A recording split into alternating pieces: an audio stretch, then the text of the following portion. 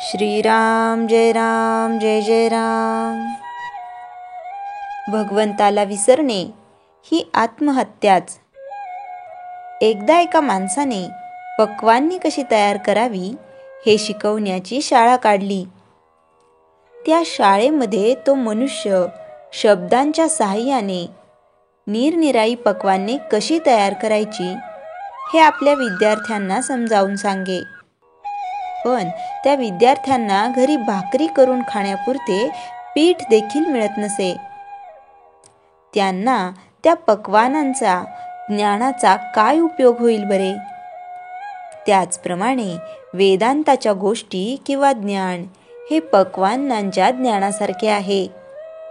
जो मनुष्य वेदांताचा नुसताच अभ्यास करतो त्याला त्यापासून तसा काही फायदा होत नाही। जे ज्ञान व्यवहाराला लागू पडत नाही ते ज्ञान खरे असले तरी आपल्याला उपयोगाचे नाही। आपल्यात आणि संतांमध्ये हाच फरक आहे की आपण जगतासाठी देव मानतो तर संत देवासाठी जगत मानतात।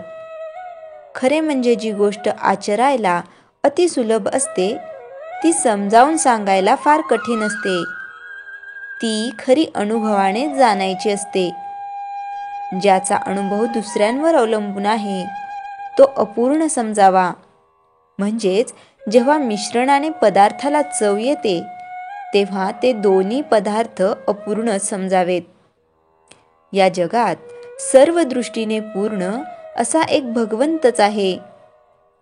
त्याला विसरणे ही आत्महत्याच आहे। तेव्हा नेहमी त्याच्या सानिध्यात म्हणजेच त्याच्या नामात राहण्याचा प्रयत्न करावा। सर्व कीर्तनांचे सार हेच असते, फक्त मांडणी निराळी।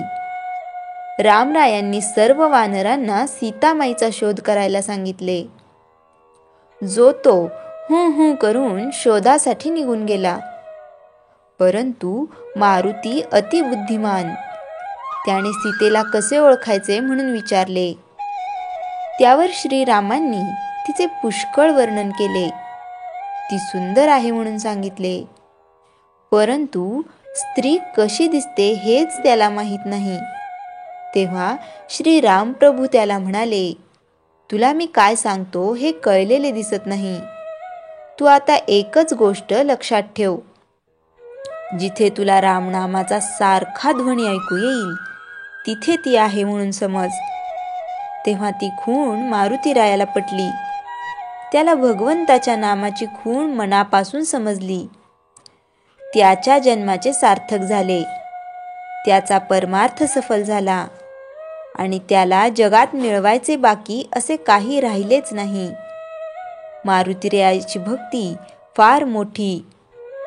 श्रीरामाला वाटले याला आता काहीतरी चिरंजीव असे दिल्याशिवाय याचे समाधान होणार नाही, म्हणून चिरंजीवी असे हे आपले नाम त्याने दिले। त्यामुळे त्या नामाबरोबर मारुतीही चिरंजीव झाला। श्रीराम जय राम जय जय राम।